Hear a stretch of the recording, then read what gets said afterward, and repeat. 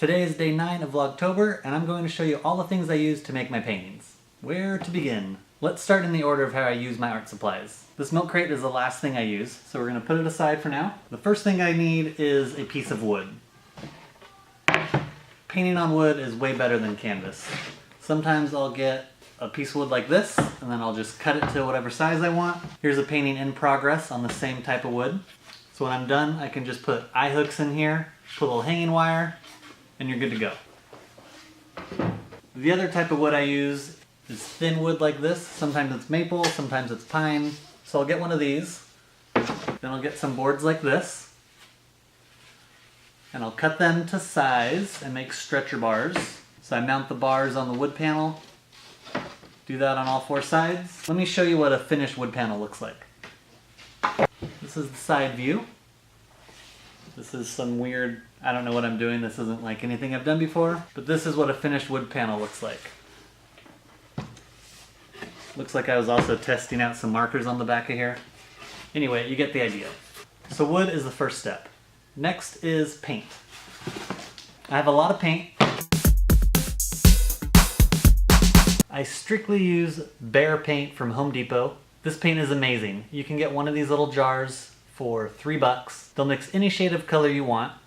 They have tons of swatches you can pick from, or you can bring a sample in. As long as it's the size of a quarter or bigger, they can match the color. A great example of that is I took one of my most favorite spray paint colors, sprayed it on a piece of paper, took it to Home Depot, they matched it, and then I was able to get a house paint version that would match the spray paint. Kind of art nerdy, but that's what makes this paint so awesome. I also like the consistency of it. It's water-based, so it cleans up easy, and I've been using this for years. I also use a lot of these little cups when I'm painting. I'll put a little water in there, mix some paint in there, and that's how I get the paint to get super drippy, which I think is fun, and it's a good way to make paint that you can splatter. So these come in pretty handy. Next is brushes. Out of all the brushes out there, there's probably about 4 sizes that I use the most. I'll use a brush like this for the backgrounds, then I'll use a brush like this for the bold lines, then I'll use one of these type of brushes for the finer details. Also, I don't buy fancy, expensive brushes. In the last couple of years, this has been my favorite. It's called Snap. This next part is the most important to me, and that is the FW acrylic ink. This is what I use for all of the black lines in my artwork, and I swear by it. Once I discovered this, I felt like I had discovered something that had been missing from my life forever. That sounds dramatic, but it's true.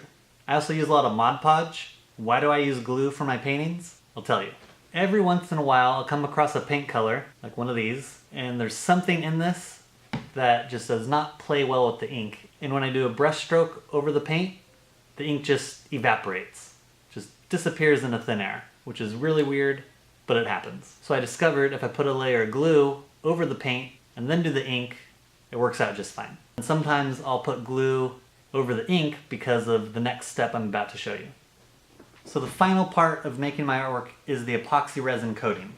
I use this right here. It's called Pour On by Envirotex. I've been using this stuff since 2004. Sometimes the resin will make the ink run, which is why I'll put a layer of glue over the ink when I'm done using it. So with the resin, I always have a bulk box of latex gloves because you do not want this sticky stuff on your hands. I usually use these cups for mixing the resin. If I'm doing a large painting, these cups aren't even close to being big enough. So for the big paintings, I'll usually use a bucket. When I first started painting, I had no idea that a torch would be a necessary tool for making paintings. But I use this all the time because it gets the air bubbles out of the resin. So if you plan on using this, plan on getting one of these. So that's really all I need to make my artwork. It seems pretty basic. It's just wood, paint, brushes, ink, resin. Of course there's other little details like an easel or hanging wire. There's a whole bunch of tools I have that I didn't even know I would need to be an artist. I own 4 different saws. I'm not a woodworker, I just make paintings. Maybe I'll do that for a next video. Anyway, I hope you enjoyed this. If you have any questions, leave a comment below. You can also send me a direct message on Instagram. Hope this has been a little bit informative. If you liked the video, be sure to give it a thumbs up. Hit that subscribe button so you don't miss the next video, and I'll see you all tomorrow.